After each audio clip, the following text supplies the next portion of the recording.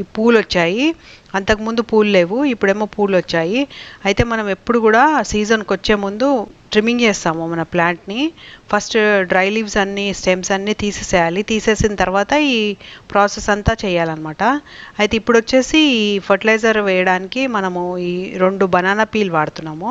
Size పెద్దవి కాదు, చిన్నవి కాదు, నార్మల్ మీడియం సైజు బనానా అనమాట. ఇవి మంచిగా పండిపోయిన బనానా, అరటిపండు తొక్కలు అనమాట.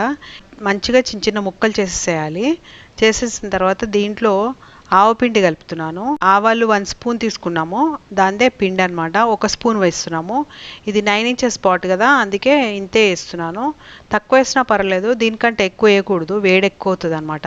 సో ఇది కొంచెం పెద్ద మొక్క కాబట్టి ఒక 3-4 ఇయర్స్ అయింది కాబట్టి ఇప్పుడు దీనికి ఇంత ఫర్టిలైజర్ వేస్తున్నాము. లేకపోతే ఆవపిండి ఇంత చిన్న పాట్స్కి చాలా తక్కువ వేసుకోవాలి. సో ఇప్పుడు వచ్చేసి 1 స్పూన్ ఆవపిండి, ఈ 2 కూడా బాగా మెత్తగా కలిపేసేయాలి.